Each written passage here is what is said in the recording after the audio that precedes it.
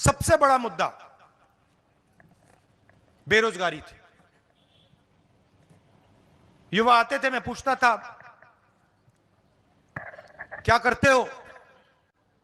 Rahul ji BTech हूं, MBA किया, medicine पढ़ी, कंप्यूटर प्रोग्रामर हूं। क्या करते हो? कुछ नहीं, रोजगार नहीं है।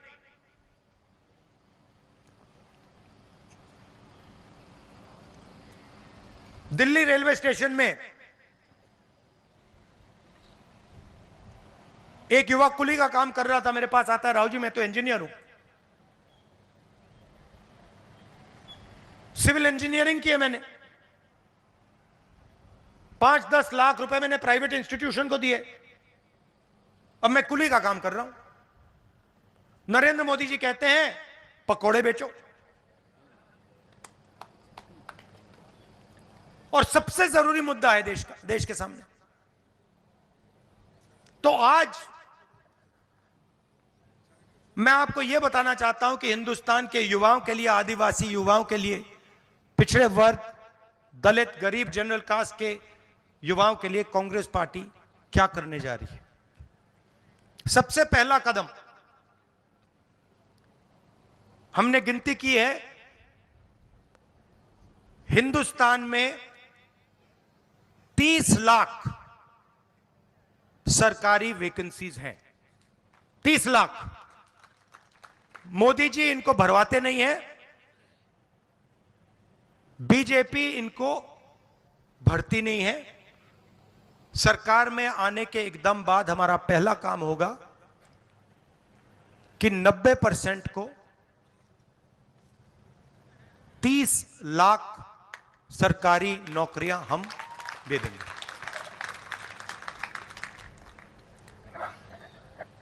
दूसरा ऐतिहासिक काम, हम मनरेगा प्रोग्राम लाए थे, रोजगार का अधिकार। लाखों लोगों को फायदा हुआ, अधिकार दिया हमने। वैसे ही हम हिंदुस्तान के युवाओं को, सब युवाओं को अप्रेंटिसशिप का अधिकार देने जा रहे हैं। और यह अधिकार हर ग्रेजुएट, हर डिप्लोमा होल्डर को मिलेगा। अधिकार क्या है कि कॉलेज, यूनिवर्सिटी, डिप्लोमा के एकदम बाद 1 साल के लिए हर ग्रेजुएट को प्राइवेट कंपनी में, सरकारी ऑफिस में 1 साल की अप्रेंटिसशिप दी जाएगी और 1 लाख रुपए उसे 1 साल में दिया जाएगा। और यह हर ग्रेजुएट के लिए किया जा रहा है। ये जो लाखों लोग कह रहे हैं कि हम बेरोजगार हैं, कॉलेज के एकदम बाद अगले दिन इनको अप्रेंटिसशिप मिल जाएगी और यह अधिकार होगा। यह ऐसे नहीं होगा कि भैया हमें देना है तो देंगे, नहीं देना तो नहीं देंगे। यह मनरेगा जैसा अधिकार होगा, कानूनी अधिकार अप्रेंटिसशिप का आपको दे रहे हैं। इससे देश में करोड़ों युवाओं को फायदा होगा, ट्रेनिंग मिलेगी और पहला साल का, एक प्रकार से पहले साल का रोजगार मिलेगा। भारत जोड़ो यात्रा में बहुत सारे युवा आए, कहते हैं राहुल जी हमने एग्जाम की तैयारी की, हम गरीब हैं, 3-4 महीने हमने मतलब रात दिन कर दिए, एक कर दिए। एग्जाम के दिन पता लगता है 5% वालों के टेलीफोन पे पेपर लीक। हम ईमानदारी से काम करते हैं और जिनके पास धन है पेपर चुरा लेते हैं। और फिर उसके बाद हमें कहा जाता है कि देखिए पेपर लीक हो गया तो आपको अब नौकरी नहीं मिलेगी। पुलिस की भर्ती में होता है, पटवारी, सब भर्तियों में होता है।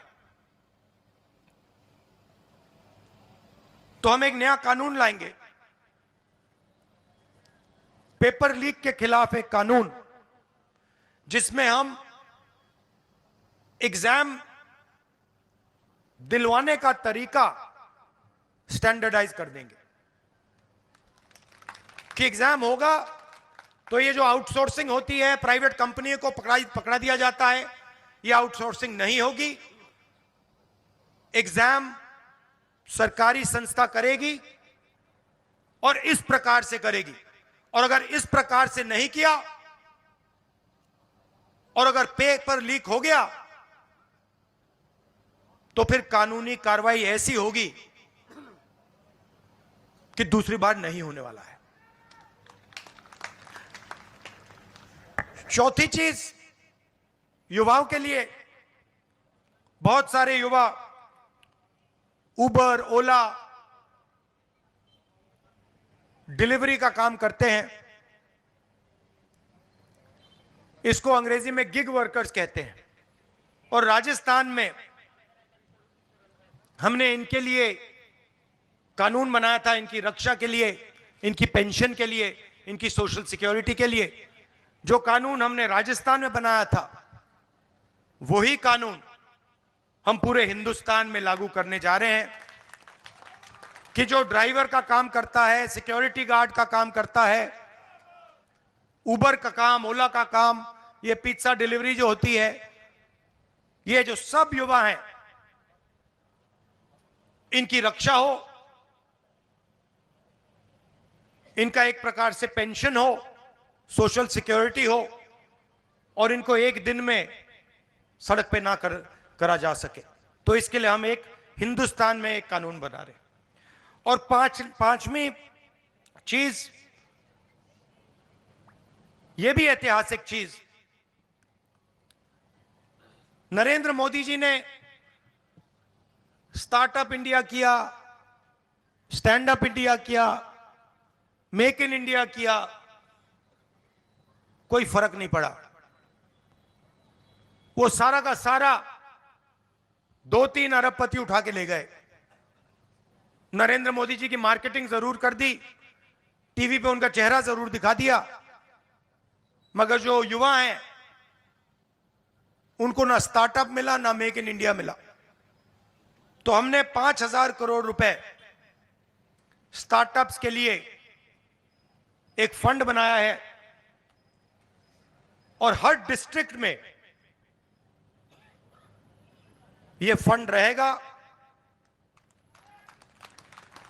10 करोड़ रुपए स्टार्टअप्स के लिए, गरीबों के लिए यह फंड दिया जाएगा। तो गरीब युवा हैं, बेरोजगार युवा हैं, ये अगर छोटा सा बिजनेस शुरू करना चाहते हैं, काम करना चाहते हैं, तो ये स्टार्टअप फंड उनकी मदद के लिए किया जा रहा है। तो ये 5 ऐतिहासिक काम हैं युवाओं के लिए। भर्ती भरोसा, 30 लाख वैकेंसीज भरना, पहली नौकरी पक्की, अप्रेंटिसशिप वाला कानून, पेपर लीक से मुक्ति, पेपर लीक वाला कानून, गिग वर्कर्स के लिए सोशल सिक्योरिटी, और युवा रोशनी, 5,000 करोड़ रुपए डिस्ट्रिक्ट्स में स्टार्टअप्स के लिए। तो ये हम आपके लिए करने जा रहे हैं। अंत में आपसे कहना चाहता हूं कि आपकी आदिवासियों की जल, जंगल और जमीन की लड़ाई हमारी लड़ाई है। आपके साथ हम खड़े हैं। हम पैसा कानून लाए, जमीन अधिकरण कानून लाए, और जो भी हम आपके लिए कर सकेंगे, शिक्षा के लिए, स्वास्थ्य के लिए, जल, जमीन, जंगल के लिए, हम आपके लिए करेंगे, दिल से करेंगे। बहुत बहुत धन्यवाद। जय हिंद।